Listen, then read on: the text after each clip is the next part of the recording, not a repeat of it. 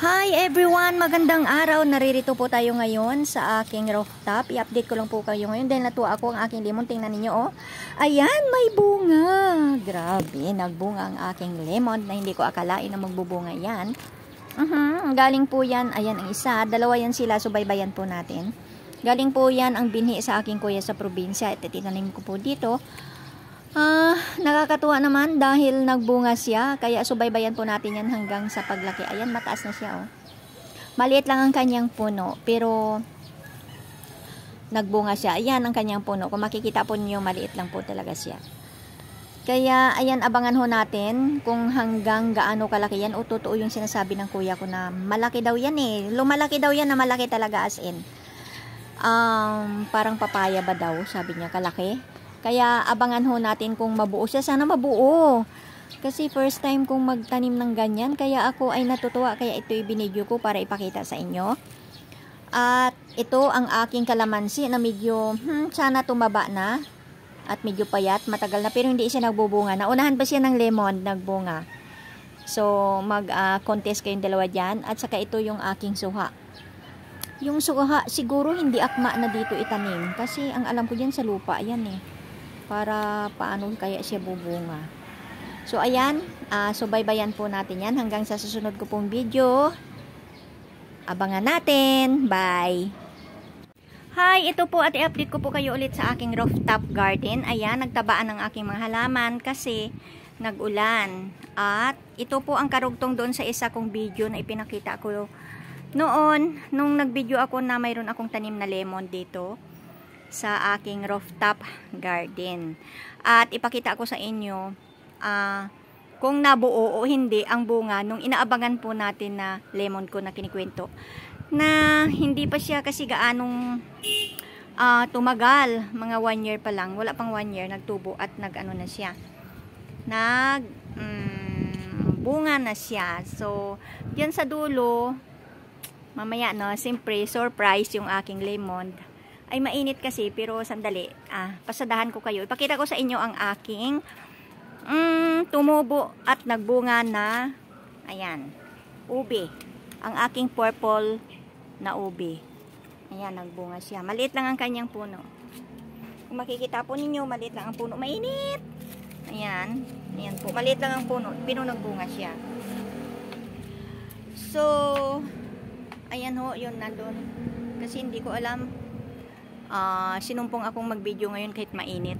Andun sa dulo kung makikita po ninyo ang aking alugbati at ang aking gabi na medyo may katabaan talaga siya. Tumaas na siya at dumami. 3 puno lang yan pero ang dami talaga niyang dahon.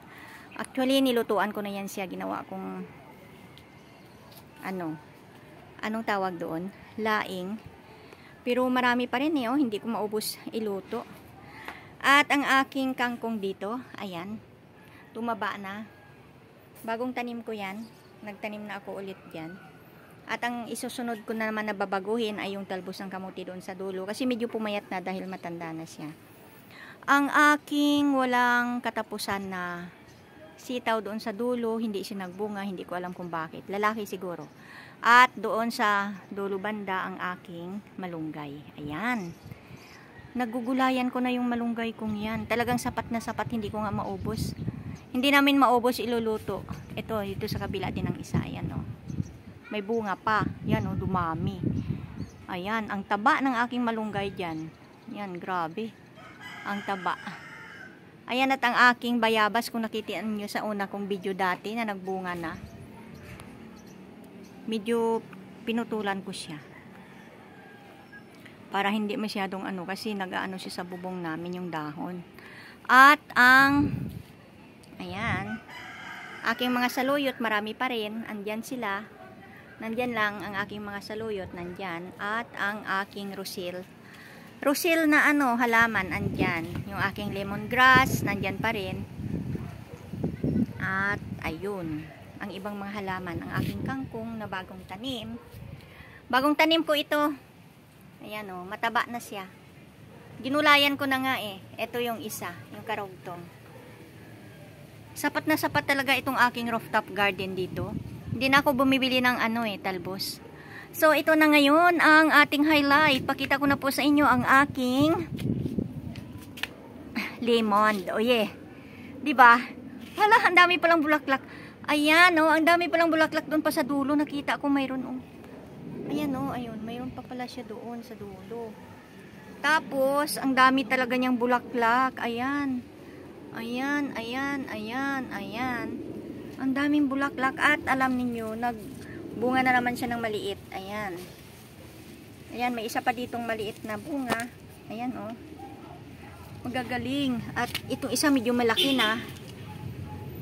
At yung binabantayan natin dati na 2 bunga. Ay, nalaglag ang bulaklak. Ginalaw ko, sayang. Ito na po. Yung inabangan natin dati. Ayan, lumaki na siya, oh.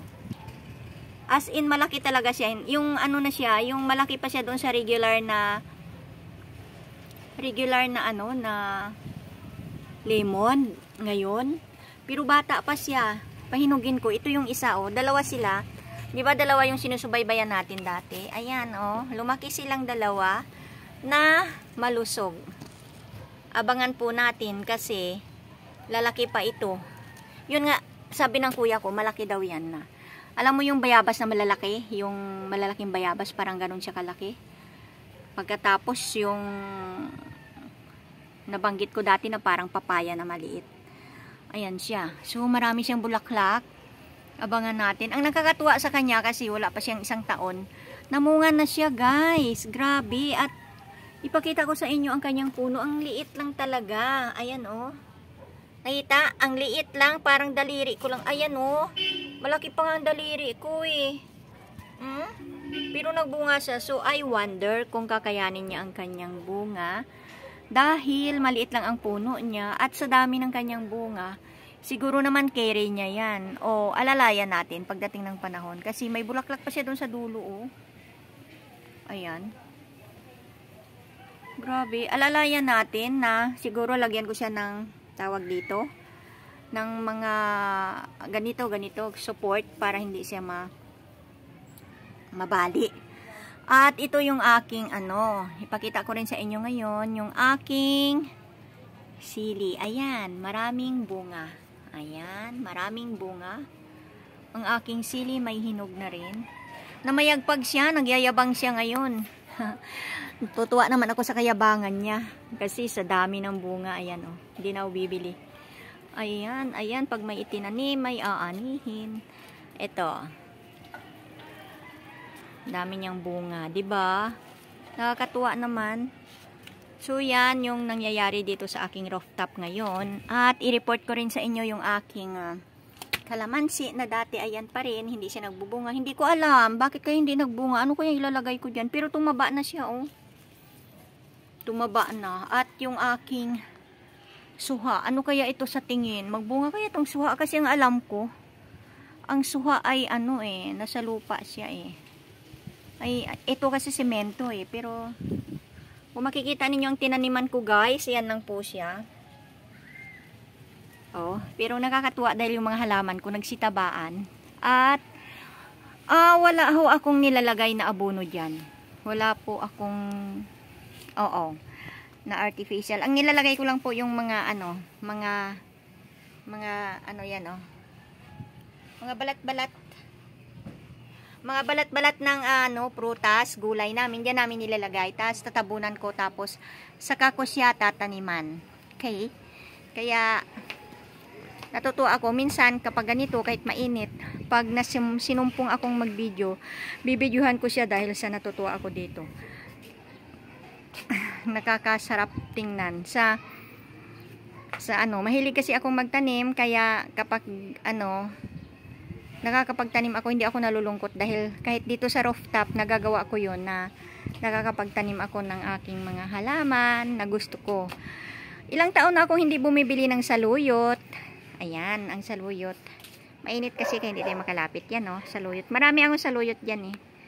Ayan, saluyot, saka doon pa sa kabila. At saka yung aking alugbati ay nandyan. Kaya, so hanggang dito na lang muna. Abangan po ninyo dahil i-report ko po sa inyo yung aking lemon kung gaano siya kalaki at lalaki pa talaga siya. Ipapakita ko po sa inyo next time, ha. Maraming salamat. Bye-bye.